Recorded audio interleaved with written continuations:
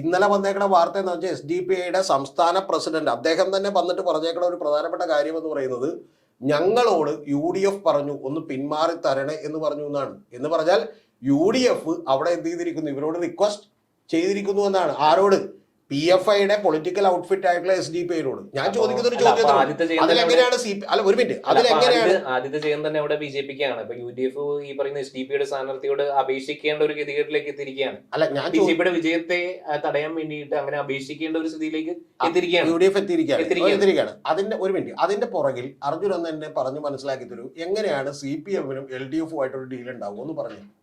അല്ല, ഞാൻ പറഞ്ഞു വരുന്നത് മഞ്ചേശ്വരത്തെ നമ്മുടെ CPM സ്ഥാനാർത്ഥി ഒന്ന് പരിശോധിച്ച് നോക്കിയാൽ ആരാണ് സ്ഥാനാർത്ഥി? ആ സ്ഥാനാർത്ഥി എത്രമാത്രം ഒരു കരുത്തനായിട്ടുള്ള സ്ഥാനാർത്ഥിയാണോ? ഞാൻ ചോദിക്കുന്നത് അർജുനോട്, ഞാനാണ് CPM-ന്റെ പാർട്ടി സെക്രട്ടറി എന്ന് വിചാരിക്കുക. ഞാൻ 3ാം സ്ഥാനത്തേക്ക് പോയിട്ടുള്ള മണ്ഡലങ്ങളിൽ ഞാൻ എന്താണ് ചെയ്യുക? ഞാൻ ഈ 20 ദിവസം കൊണ്ട് വളരെ ഒരു പാർട്ടി പ്രവർത്തകനായിട്ടുള്ള ഒരാളെ ഇട്ടിട്ട് അവിടെ വോട്ട് പിടിക്കാൻ കഴിയുമെന്ന് വിചാരിക്കാൻ പറ്റുമോ? ഇല്ല. ഇപ്പൊ മുസ്ലിം ലീഗിന് ഇതുപോലെ സ്വാധീനമുള്ള സ്ഥലങ്ങളിൽ അബ്ദുറഹ്മാനെയും അതുപോലെ തന്നെ ഈ പറയുന്ന പോലെ TK ഹംസയെയും അതുപോലെ തന്നെ മട്ടൂർക്കാവ് മണ്ഡലം പ്രശാന്തിനെ ഉപയോഗിച്ചുകൊണ്ട് പിടിച്ചെടുത്തതല്ലേ CPM?